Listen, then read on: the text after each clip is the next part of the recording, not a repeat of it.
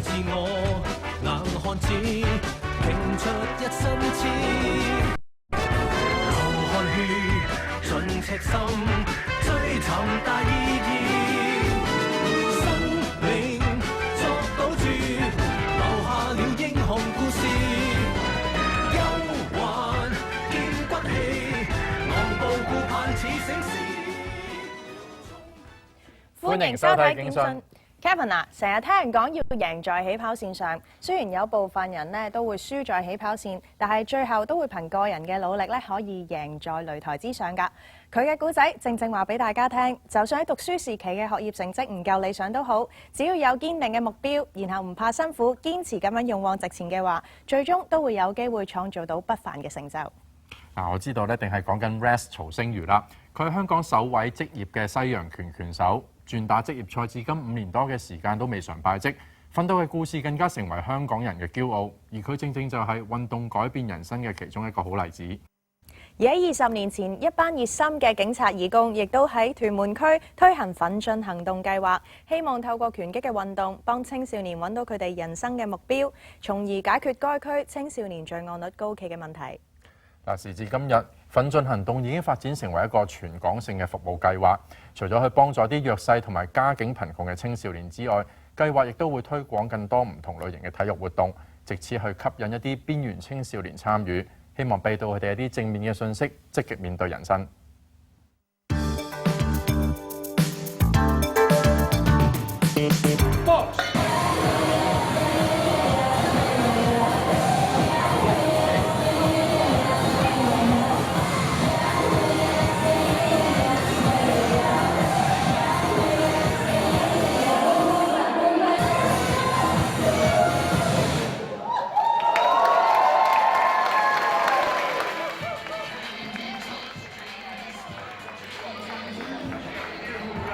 大家見到嘅真係一場拳擊比賽嚟㗎。當然啦，你睇緊嘅仍然係警訊嘅節目。其實呢個就係警察拳擊會同埋警隊奮進行動喺香港警察學院舉行嘅拳擊賽事。而今日係會有9場嘅賽事喺度進行㗎。點解會有咁樣嘅安排呢？我哋先睇比賽，之後再同大家講下。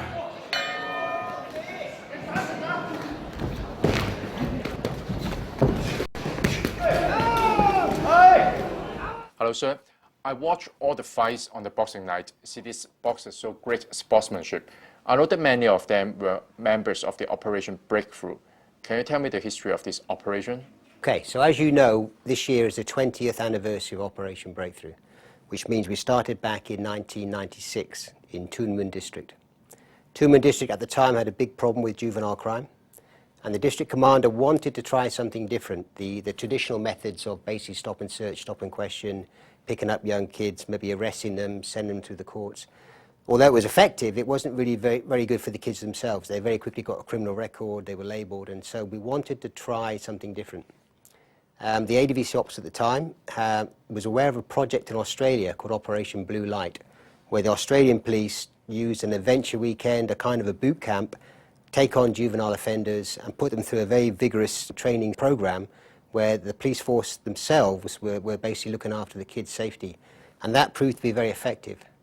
So Danny Lordy, the guy at the time, wanted to run a weekend in Hong Kong for these young juvenile offenders. Now at the time I was in charge of the Special Duties Unit, so he wanted me to get involved because I could make the activities safe because we had the expertise in all those activities. So basically it all started with 27 boys. All of them had been previously arrested by the police. They came to a camp which was set up on the Friday evening. I can tell you now at the time they hated the police, and we put them through some very vigorous training, drill. We punished them if they were wrong by giving them press-ups or sit-ups, and very quickly we established that we were in charge and they would have to listen to what we told them to do.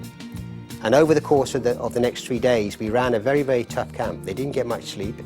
They were doing all kinds of activities like rock climbing, they were jumping off ships into the sea, they were doing night marches. Every time they did something, we would debrief them and we'd explain to them the obvious things like the importance of communication, the importance of leadership, and try to stress those qualities. And by the end of the 3 days, on the Sunday evening, we had a barbecue and their families were invited. And suddenly, from what was quite a tense situation on the Friday night, by Sunday, we were all the best of friends. we're exchanging phone numbers. They want to see us again. You know, we're on really, really good terms. So they thoroughly enjoyed the camp. One of the things we did on that camp was boxing. Myself and Danny were boxers anyway, so we taught the kids some very basic boxing moves, and we did a bit of sparring with the kids. They loved having a fight with the superintendent and, you know, and throwing a few punches, so they really enjoyed that. So about 6 of the kids said to us, can we continue with the boxing? Can you teach us more about the boxing? And every week we took those kids and we taught them more about boxing. And as we ran more of those camps through the year, more and more kids joined the boxing program. So after a while we had 20 to 30 kids, so we had to get a bigger venue. We moved into the gym at NTN headquarters, and then it just got bigger and bigger. And that essentially was the start of Operation Breakthrough. And from there, we started taking on more sports, more volunteers, more kids. It grew and it grew and it grew. And now we've got 10 different activities. We've got over 400 kids at any one time. 奮進行動而家咁成功，其實當初都面對好多唔同嘅挑戰㗎。Well, in the very beginning of Breakthrough, obviously it was a new idea, and we were essentially on our own. So we did have very little in terms of support, financial support. There was none. Myself and Danny, we used our own money to buy the various things we needed. Everybody was volunteers. They're still volunteers today. We had to basically find our own way of getting things done, of using equipment, using premises. So that was all quite difficult to start with. But as we became more popular, as people saw the success of Breakthrough, then things started to open up for us. People started to give us more money, give us more attention, and it's got easier and easier over the years. And now it's quite well established. One of the other challenges we had, mostly to start with, Breakthrough was all about the boys. And what we realized was there was just as much a need for this type of program with girls. But girls are not going to be attracted to boxing or those kind of sports. So we brought in dancing for the girls. Now you can imagine if you're a boy and maybe you've been running around with triads and some of your ex-friends want to know what you're doing that night. Can you come out with us, and can you, we're going to cause a bit of trouble. And he says, no, I'm going boxing, or I'm playing rugby. It gets a little bit of a face from saying I'm doing boxing. You know, if he said, you know, I'm doing ballet or I'm doing flower arranging, it's not quite the same impact. So those kind of sports were good for the boys, but for the girls, different mindset, different type of approach. So we brought in girls, women inspectors to help us run the program, women volunteers, and we set up the dancing program. It's been very, very successful. We have about 50 girls involved in dancing at the moment, from Wong Tai Sin and from Kwun Tong. One of the coaches, one of the teachers of the dancing is actually an ex-Breakthrough girl herself. So to start with, that was a different kind of a challenge, but again, if you bring in the right people, then you can overcome any of these challenges.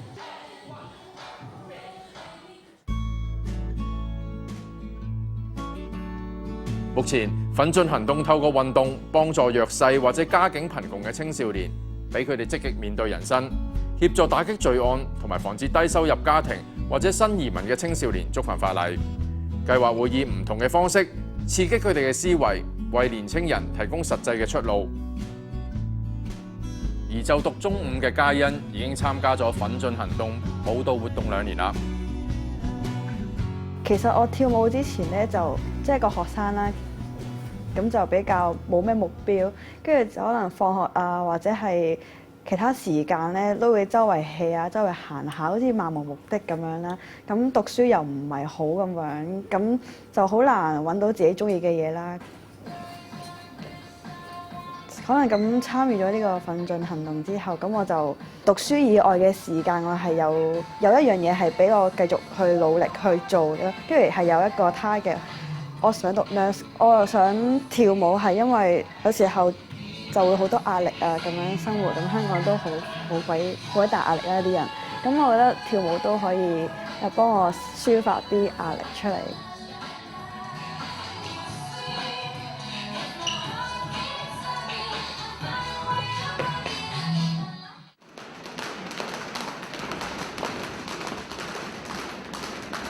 My name is Suresh Gurung.